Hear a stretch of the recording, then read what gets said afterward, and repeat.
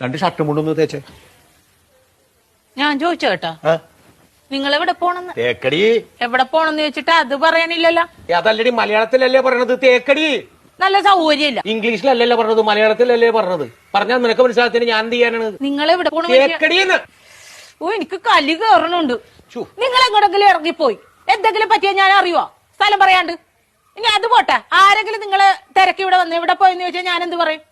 നിങ്ങളെ ഇവിടെ പോണ പക്ഷെ അത് പറ ആദ്യം. തേക്കടി. ഇങ്ങനെ ഇരിക്കണാ, റെഡിയായില്ലേ? ഷർട്ടും മുണ്ടും തേക്കാൻ പറഞ്ഞിട്ട് അവള് തേക്കാനുള്ള. നല്ല സൗകര്യല്ലേ തേക്കാനായിട്ട്?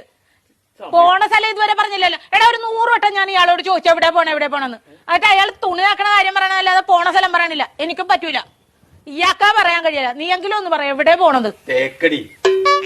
ആഹാ, അത് കൊള്ളാലോ. ദേ ഒരു കാര്യം ഞാൻ പറഞ്ഞേക്കാം, എന്റെ കെട്ടിയൻ എന്നെ ഇടിപൊടിന്ന് വിളിക്കും. എന്ന് വെച്ച് കണ്ടവന്മാര് വീട്ടിൽ കയറി ഒന്ന് ഇടിപൊടിന്ന് വിളിച്ചിട്ടില്ല, അടിച്ച കാരണം വിളിക്കും. പറഞ്ഞാൽ മനസ്സിലാവൂല, അതാണ് ഞാൻ പറഞ്ഞത്. ഞാൻ പെടാപ്പാട് വെട്ടിയിരിക്കണ ഇപ്പൊ ഇവിടെ കിടന്നു. നിനക്ക് എന്നാ കാര്യടാ എന്നെ ഇടിപൊടിന്ന് വിളിക്കും? തേക്കടി. ഞാൻ ഒരു വട്ടം പറഞ്ഞു, ഇനി ഞാൻ അടിക്കും, സത്യമായിട്ട് അടിക്കും ഞാൻ. മനസ്സിലായില്ലേ ഇപ്പൊ പറഞ്ഞത്? പിന്നെ പറഞ്ഞാലല്ലേ മനസ്സിലാവുള്ളൂ, പറയണ്ടേ? കോട്ടയം കുമളി വഴി തേക്കടിക്ക് പോണെന്ന് ഞങ്ങ ടൂറ് പോണേണ്. ടൂറ് പോണ തേക്കടിയുടെ കാര്യമായിരുന്നാ പറഞ്ഞത്? എനിക്ക് മനസ്സിലായില്ല.